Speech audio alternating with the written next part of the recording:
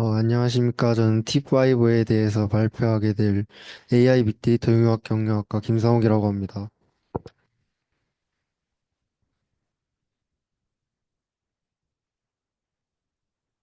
목차는 우선 다음과 같은 목차를 따릅니다. 먼저 NLP 태스크에서는 이제 기계학습을 훈련을 하는데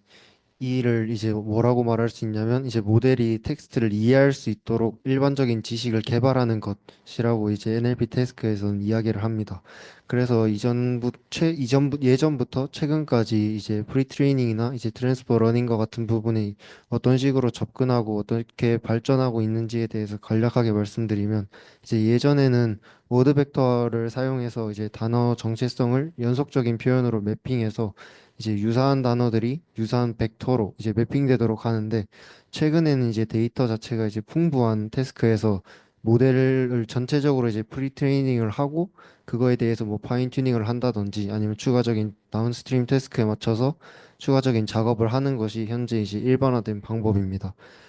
그래서 이제 트랜스퍼 러닝이 이제 어떻게 보면 크게 분야가 두 개로 나눠지는데 CV에서는 이제 슈퍼바이즈드 러닝을 사용하고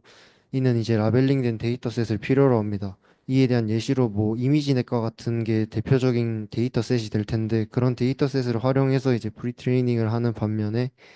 프리트레이닝도 하고 트랜스퍼 러닝을 하는 반면에 이제 NLP와 같은 부분은 이제 언스퍼바이즈드 러닝이라고 해서 비지도 학습으로 라벨링이 없는 데이터셋을 활용해서 이제 할 수 있습니다. 근데 이제 현재 상황을 보면 라벨링 되지 않은 텍스트 데이터 자체가 이제 저희가 항상 사용하는 이제 인터넷상에 많이 이제 존재하기 때문에 이를 이제 이용할 수 있고 이에 대한 예시로 이제 커먼 크로우 프로젝트라는 것에서는 이제 매달 웹페이지에서 각각의 텍스트를 이제 추출하게 되는데 이에 대한 데이터 용량이 약 이제 20 테라바이트 정도의 텍스트 데이터를 생산할 수 있다고 합니다. 그래서 본 논문에서는 이러한 예전부터 현재까지 오는 이제 접근 방식이나 추세에 따라서 이제 목표랑 문제점, 그리고 본 논문에서 이제 포커스를 맞춰야 되는 부분에 대해서 이제 정의를 간단하게 했는데 우선 목표는 이제 모든 텍스트 기반 자연어 처리 문제를 이제 텍스트 투 텍스트 형식으로 이제 통일해서 다룰 수 있다는 전제에 기반을 합니다. 이게 무슨 이야기냐고 하실 수 있지만 위에 이제 그림을 보시면 간단하게 아실 수 있는데 이제 예를 들어 팁5 모델을 활용하게 됐을 때는 이제 위에서 초록색과 같은 부분 Translate English to German이라고 했을 때 이러한 태스크와 이제 뭐 서머라이즈를 하는 태스크를 가졌을 때 인풋 자체도 텍스트로 들어오고 아웃풋 자체도 이제 텍스트로 나가는 이렇게 이런 모델을 활용해서 이런 접근법을 활용해서 이제 다룰 수 있게끔 하는 것이 목표고 이제 이전부터 트랜스퍼 러닝이나 그 프리트레이닝을 하는 과정에서 이제 문제점이 무엇이냐고 하면 NLP와 같은 부분은 이제 인터넷상에서 대용량의 데이터셋도 얻을 수 있고 이제 관련된 데이터셋들이 많다 보니까 해당 분야에서 이제 빠른 발전들과 이제 기술의 다양성들이 많이 발생하곤 하는데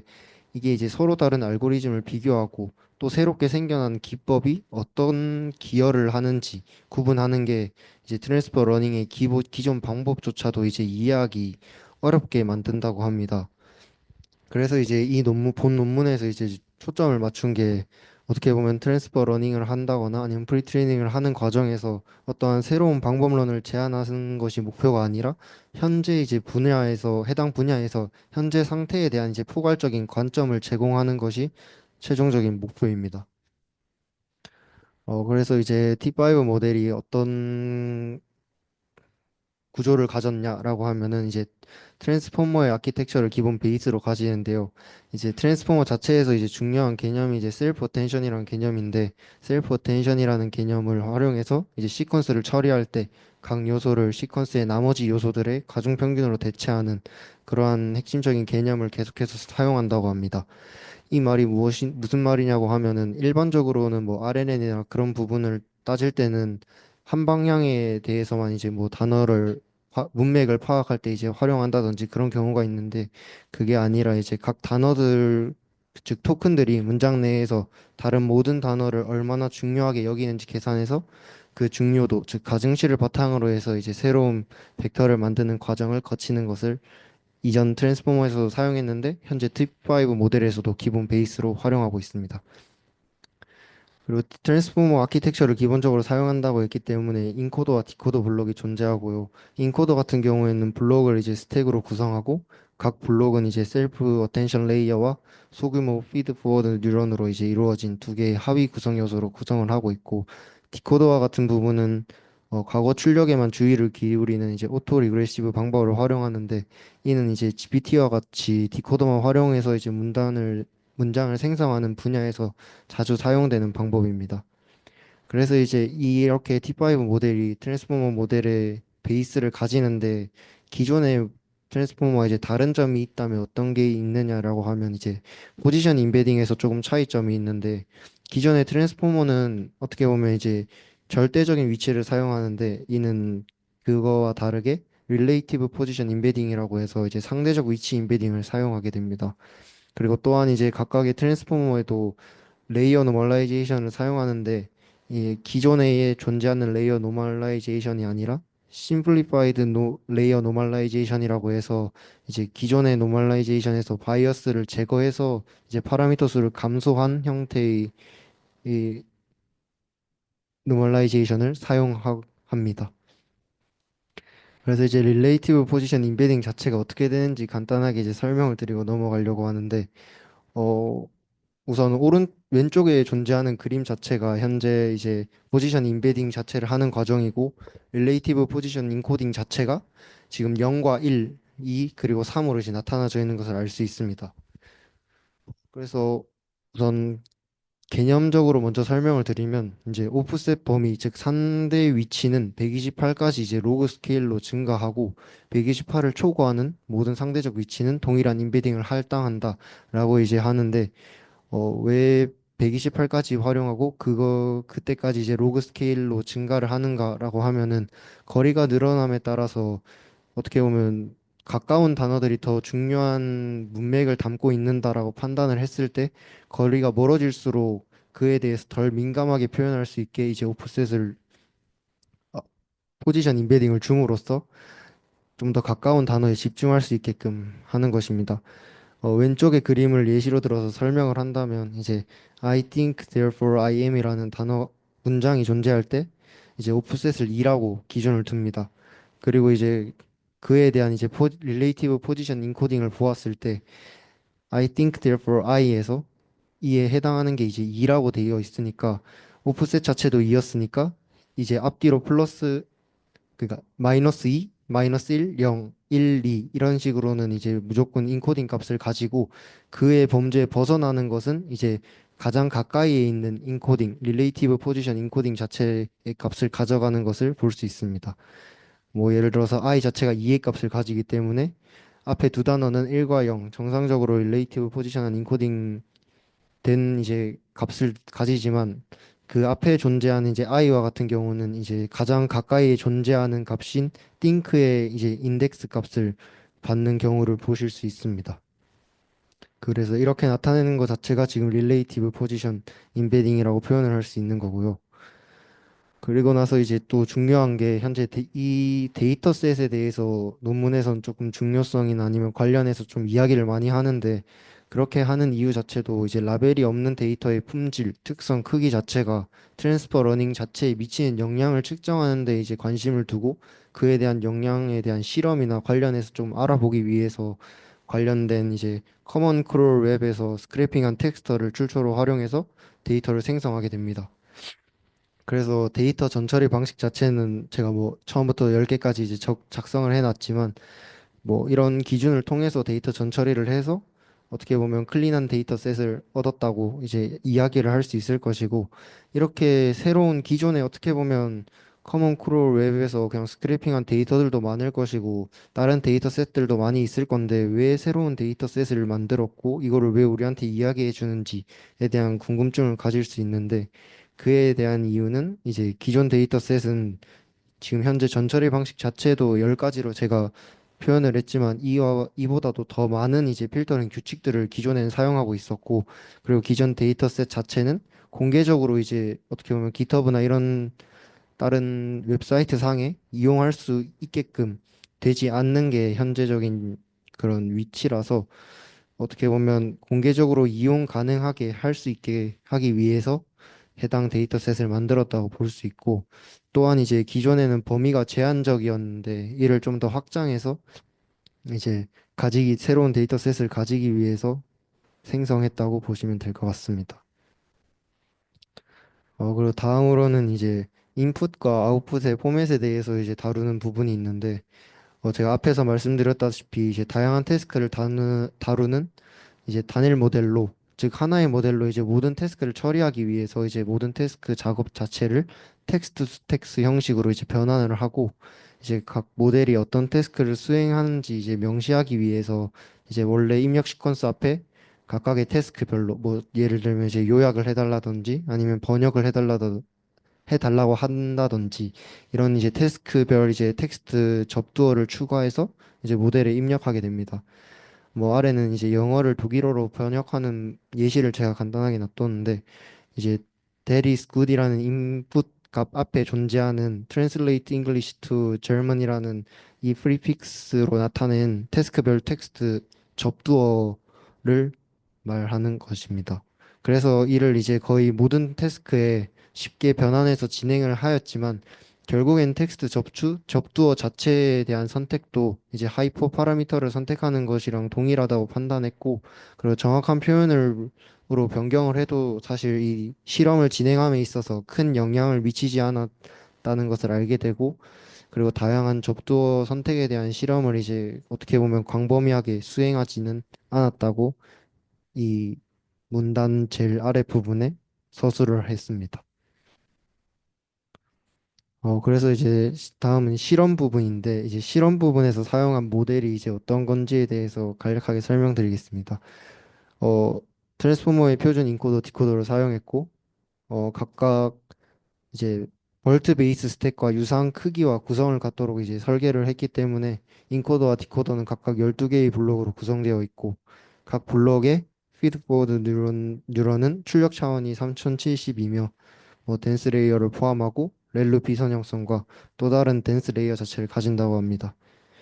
그리고 뭐 어텐션 메커니즘 자체의 키와 밸류의 행렬의 이제 내부 차원 자체는 64 차원이고 총 12개의 헤드를 가지고 나머지 모든 서브 레이어와 임베딩 차원은 이제 76으로서 고정을 했습니다. 그리고 이제 총합 2억 2천 개의 파라미터를 가지고 한다고 했는데, 이는 이제 볼트 베이스의 약 2배에 해당하는 수치인데, 그에 대한 이유는 이제 볼트와 같은 경우는 인코더밖에 존재하지 않지만 트랜스포머는 이제 인코더와 디코더를 둘 다 가지기 때문에 대략 2배 정도 차이가 난다고 할 수 있습니다. 그리고 정교화를 위해서 뭐 곳곳에 드롭아웃을 적용했고, 각각에 대한 확률은 이제 0.1로 설정을 했습니다. 그리고 모델의 구조에 들어가기 앞서서 여기서 이제 언급한 내용들이 있는데, 네. 총 이제 어떻게 보면 이제 마스킹 기법을 활용을 하는데, 이 마스킹 기법 자체가 어떻게 보면 벌트에서도 마스크드 랭귀지 모델이니까 거기에서 이제 사용된 개념들을 조금 착안해서 이제 활용을 했다고 합니다. 그래서 풀리 비전이라고 했을 때는 전체를 다 볼 수 있게끔 이제 마스킹을 진행하고, 캐주얼과 같은 부분은 이제 이전 시점을 볼 수 있게 마스킹을 하고, 그리고 캐주얼 with prefix라고 했을 때는 이제 prefix라고 하는 부분은 다 볼 수 있지만 뒷부분은 이제 이전 시점만 볼 수 있게끔 그렇게 이제 조건을 주었는데, 프리픽스 부분은 아까 제가 말씀드렸다시피 뭐 예를 들어서 태스크에 대한 접두사를 붙이는 뭐 번역을 해달라든지 아니면 요약을 해달라고 하든지, 그런 부분은 이제 전체를 다 볼 수 있게끔 이제 마스킹을 하고 부분적으로 보일 수 있게끔 하고, 나머지는 이전 시점만 이제 활용할 수 있게끔 활용을 합니다. 그래서 인코더에서는 이제 풀리 비전 어텐션 마스크를 사용하고, 그리고 디코더에서는 캐주얼 마스킹 패턴을 사용하고, 그리고 랭귀지 모델 자체는 기존의 디코더와 동일하게 이제 오토 리그레시브하게 이제 활용을 하고, 프리픽스 LM 자체에서는 캐주얼 with 프리픽스 마스킹을 활용해서 모델의 구조를 제안하고 있습니다. 그렇게 해서 이제 다양한 구조에 대해서 이제 실험을 진행을 했는데, 이제 인코더와 디코더를 결합하고, 그리고 랭귀지 모델 자체에서는 이제 오토 리그레시브하게 이제 활용을 하고 프리픽스 LM 자체에서는 캐주얼 with 프리픽스 마스킹을 활용해서 모델의 구조를 제안하고 있습니다. 그렇게 해서 이제 다양한 구조에 대해서 이제 실험을 진행을 했는데, 이제 결론적으로는 이제 인코더와 디코더를 결합하고 디노이징을 목표로 학습한 모델이 가장 좋은 성능을 보였는데 네, 뒤에서 이제 디노이징과 관련된 아니면 좀 더 자세한 MLM과 관련된 이야기를 할 거니까 이 실험 결과가 이렇다는 사실만 알고 간단하게 넘어가겠습니다. 그래서 이제 결국에는 이제 앞서 얘기했던 디노이징 오브젝티브가 이제 무엇인가에 대해서 간략하게 설명드리면 이제 벌트의 이제 MLM에서 영감을 받은 건데 기존의 벌트 자체는 어떻게 보면 이제 단어 단위로 이제 마스킹을 진행을 하고 있었는데 해당하는 오브젝트는 이제 단어 단위가 아니고 스팬 단위, 즉 토큰 단위를 활용해서 좀 더 넓은 범위를 볼 수 있게끔 하는 그런 특징을 가지고 있습니다. 그래서 이제 왼쪽 그림을 통해서 이제 설명을 드리면 for, inviting, 그리고 last라는 단어를 이제 무작위로 손상을 시키고 그리고 이에 대한 인풋 값을 이를 대체한 고유한 센티널 토큰, 즉 이제 x랑 y로 이제 대체를 하고 근데 이제 여기서 이제 어떻게 보면 아까 말씀드린 것처럼 하나의 단어가 아니라 즉 토큰이나 스팬을 기준으로 한다고 하였기 때문에 for과 inviting이 붙어 있어서 이에 대한 거는 하나의 토큰으로 이제 x로서 나타내고 이제 뒤에 존재하는 라스트와 같은 부분은 y로 이제 대체를 합니다. 그래서 아웃풋과 같은 경우는 이제 드롭아웃된 토큰의 범위로 구성이 되어 있는데 이제 입력에서 대체한 센티널 토큰분로 이제 구분해서 타겟을 맞출 수 있게끔 해당 태스크를 수행하고 있습니다. 그래서 이제 어떻게 보면 비슷한 MLM을 활용을 하는데 어떤 거는 버트에서는 워드 단위를 마스킹하고 T5에서는 스팬 단위 또는 토큰 단위로 이제 마스킹을 하는데 왜 그렇게 하느냐라고 했을 때는 아무래도 학습하려는 목표가 다르기 때문이라고 생각을 했었고 그리고 뭐 학습 능력 자체도 단어 수준에 맞춰서 하는 게 이제 벌트라면 T5와 같은 경우는 이제 좀 더 문장 구조, 그리고 전체적으로 텍스트를 이해하는 맥락이나 그런 부분들을 파악해야 되는 게 중요하기 때문에 아마도 워드 단위보다는 스팬 단위를 활용한 게 아닐까라는 생각을 했었습니다.